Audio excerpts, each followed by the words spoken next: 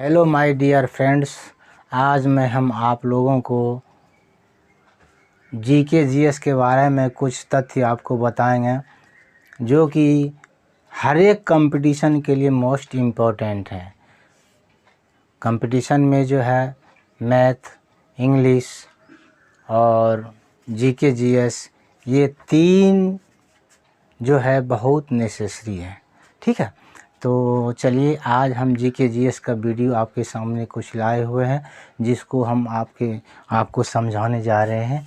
तो at first हमारा question है जो कि बायोलॉजी से संबंधित क्वेश्चन है, वो है क्या किस कोशिकांगों में न्यूक्लिक अम्ल नहीं पाया जाता है। तो आंसर हमारा है जीव द्रव्य कला, यानी जीव द्रव्य कला में जो है न्यूक्लिक अम्ल नहीं पाया जाता है। ठीक है, क्या है, जीव द्रव्य कला में हमारा न्यूक्लिक अम्ल नहीं पाया जाता है। अब ये समझना है कि कोशिकांग क्या है, यानी कोशिकांग क्या है। तो सबसे पहले हमारा जो शरीर है बहुत सारे अंगों से मिलकर के बना हुआ है। हमारा शरीर क्या है, बहुत सारे अंगों से मिलकर के बना हुआ है। और अंग जो है बहुत सारे ऊतकों से मिलकर के बना हुआ है। और ऊतक जो है बहुत सारे क्या क्या कहते हैं, सेल्स से बने हुए हैं। और बहुत सारे सेल ही वो कोशिकांग कहलाता है ना। तो कोशिकांग हमारे किस कोशिकांग में न्यूक्लिक अम्ल नहीं पाया जाता है, हमारा आंसर है जीव द्रव्य कला में। और इसमें एक चीज़ और याद रखना है दोस्तों कि कोशिका जो है, कोशिका की खोज 1965 ईस्वी में अंग्रेज बॉटनिस्ट रॉबर्ट हुक ने की थी। अंग्रेज़ का एक बॉटनिस्ट था, वनस्पति शास्त्र था रॉबर्ट हुक, जिसने कि 1965 में कोशिका की खोज की है। तो ये क्वेश्चन हमारा ये है कि किस कोशिकांगों में न्यूक्लिक अम्ल नहीं पाया जाता है, यानी जीव द्रव्य कला में न्यूक्लिक अम्ल नहीं पाया जाता है। ठीक है, तो चलो अब चलते हैं अगले क्वेश्चन पर। अगला क्वेश्चन हमारा है कि किस कोशिकांगों में से प्रोटीन कोडॉन वाला इसका अपना आनुवंशिक पदार्थ नहीं पाया जाता है। किसमें, राइबोसोम में जो है प्रोटीन कोडॉन वाला अपना आनुवंशिक पदार्थ नहीं पाया जाता है। ठीक है, तो चलो अब अगला क्वेश्चन पर चलते हैं कि पदार्थ में संवहन ऊतक का मुख्य घटक क्या है।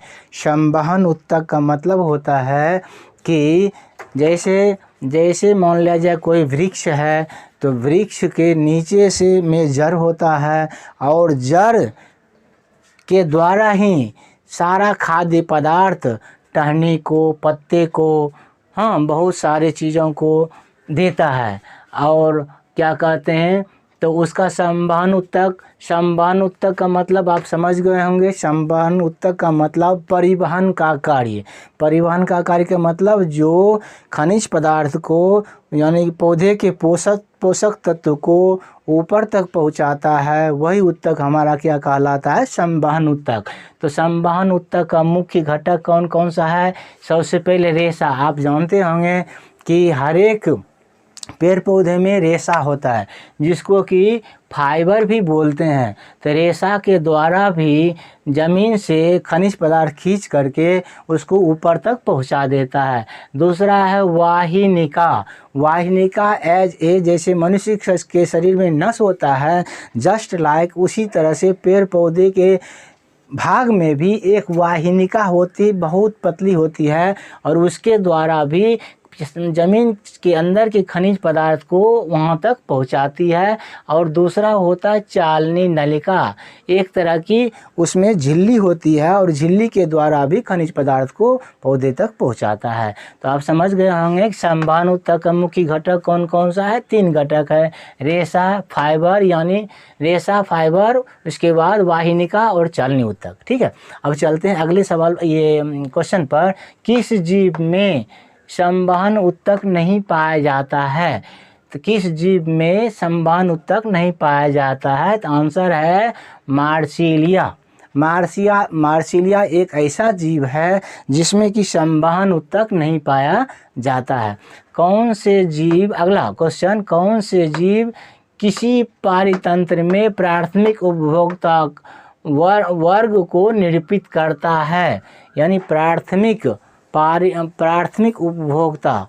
ठीक है, तो पारितंत्र का मतलब आप समझ गए होंगे। पारितंत्र का मतलब पूरा हमारा एटमॉस्फेयर, वातावरण। ठीक है, तो उसमें जो है इल्ली एक ऐसा उपभोक्ता है, ठीक है, जिसमें कि ये प्राथमिक उपभोक्ता के रूप में काम करता है। इल्ली जो यह किस में होता है? यह तितली में विकसित होता है। यह किस में होता है? तितली में विकसित होता है। चलो 6 नंबर का क्वेश्चन है कि बृहद ज्वारभाटा क्या है? देखो, ज्वारभाटा का मतलब ये होता है कि समुद्र में जब पानी का उछाल होता है तो वही ज्वारभाटा कहलाता है। और वह उछाल ऐसे तो सामान्य रूप से समुद्र में हमेशा ज्वारभाटा आते रहता है, ठीक है, लेकिन बृहद ज्वारभाटा जब आता है तो उस समय आसपास के इलाके को बहुत सारा खतरा होता है। तो देखिए, बृहद ज्वारभाटा, सबसे पहले ज्वारभाटा मेन रूप से कब उत्पन्न होता है? तो ज्वारभाटा जो है या पूर्णिमा या अमावस्या के प्रथम चंद्र दिवस पर, है ना, मुख्य रूप से ये ज्वारभाटा उत्पन्न होता है जो बहुत खतरनाक होता है। और इस दिन ज्वारभाटा क्यों उत्पन्न होता है? उस दिन बहुत बड़ा, इस दिन जो है सूर्य, चंद्र और पृथ्वी तीनों जब एक सीध में आ जाता है तो वो बृहद ज्वारभाटा का रूप समुद्र में ले लेता है, जो कि बहुत खतरनाक, आसपास के एरिया के लिए बहुत खतरनाक होता है। तो आप समझ गए होंगे कि ये बृहद ज्वारभाटा कब होता है। देखो, उच्च और निम्न ज्वारभाटाओं के दौरान समुद्र तल में अधिकतम अंतर को ही उच्च बृहद ज्वारभाटा कहते हैं। ठीक है, अब चलते हैं क्वेश्चन नंबर क्या कहते हैं 7 पर। वो है परमाणु के बीच बंधों में कौन सी ऊर्जा संग्रहित होती है? परमाणु के बीच बंधों में रासायनिक ऊर्जा संग्रहित होती है। ठीक है, रासायनिक ऊर्जा किसमें होता है? देखो, हम जो भोजन करते हैं, ठीक है, तो भोजन करते हैं तो अंदर में जो भी क्रिया होती है वो रासायनिक ऊर्जा के रूप में हमारे शरीर में संचित होती है। और वही ऊर्जा जो है हमें ब्लड बनाती है, काम करने की ताकत देती है, प्रोटीन बनाती है। वही ऊर्जा यानी भोजन में रासायनिक ऊर्जा के रूप में होता है। और ईंधन जब कोई भी चीज़ जलती है तो उसमें भी क्या कहते हैं? रासायनिक ऊर्जा होती है। जैसे, और बैटरी की जो ऊर्जा होती है, जैसे किसी सेल में जो कृत्रिम रूप से बनाया जाता है, उसमें जो ऊर्जा होती है वो हमें रासायनिक ऊर्जा होती है। ठीक है, अब चलते हैं क्वेश्चन नंबर 8 पर कि सूर्य से निकलने वाली प्रकाश ऊर्जा किसके द्वारा फैलाई जा सकती है? अब देखो, सूर्य से जो ऊर्जा निकल रही है वो ऊर्जा डायरेक्ट हमारी पृथ्वी पर आती है। ठीक है, बीच में उसको कोई रोक नहीं सकता है।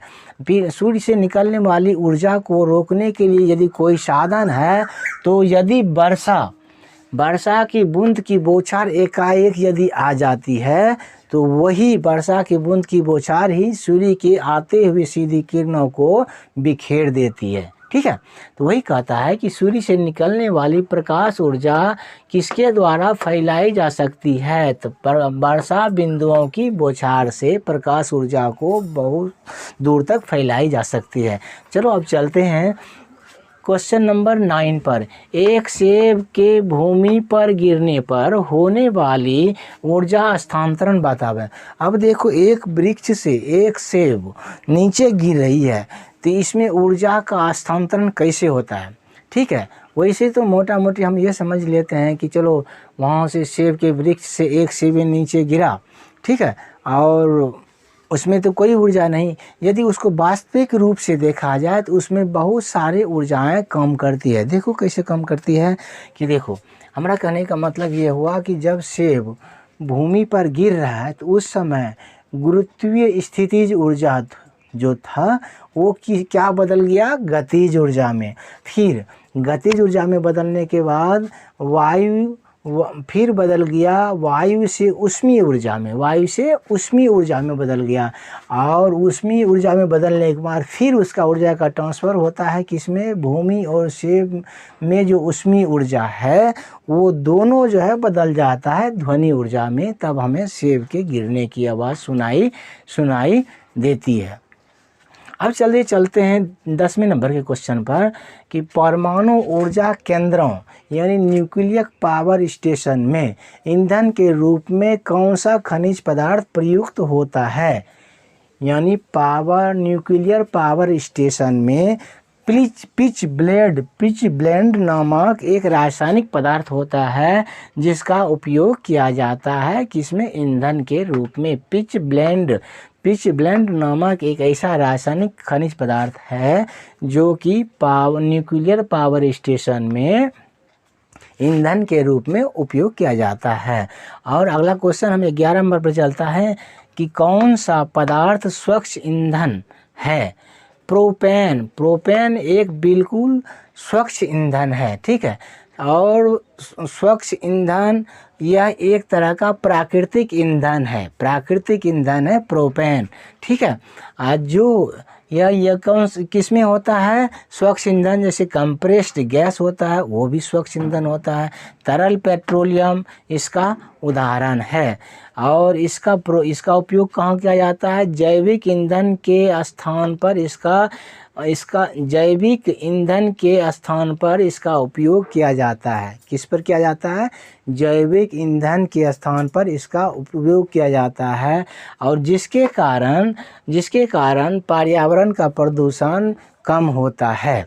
जिसके कारण क्या होता है, पर्यावरण का प्रदूषण कम होता है। अब चलते हैं क्वेश्चन नंबर 12 पर कि कौन सी धातु शीतल जल में के साथ अभिक्रिया नहीं करती है।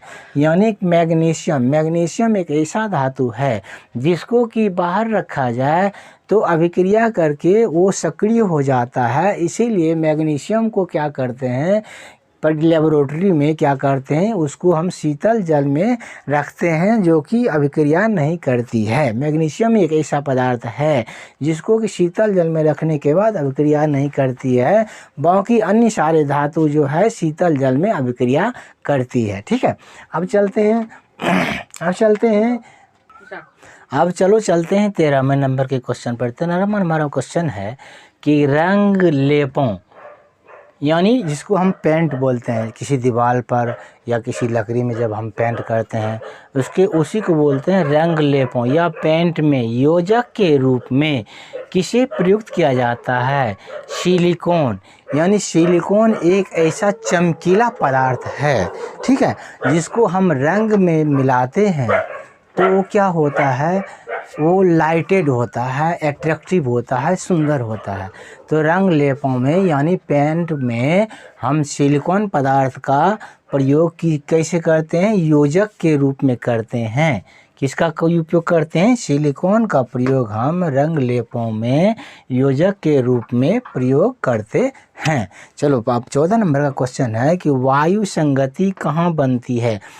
अब देखो यहाँ पर वायु संगति यानी वायु इकट्ठा, वायु कंप्रेस्ड है ना, वायु का पूरा प्रेशर, दबाव, ये कहाँ बनती है। हम कहते हैं कि वायु ऐसे भी चलती है तो वायु प्रायः नॉर्मल रूप से चलती है और वो कहीं पर रुकती नहीं है, और यदि कहीं से टकराती है तो वहाँ पर क्या होता है, वायु कंप्रेस्ड होता है, वायु जो है इकट्ठा होकर के उसमें बहुत फोर्स उत्पन्न होता है, बहुत बल उत्पन्न होता है।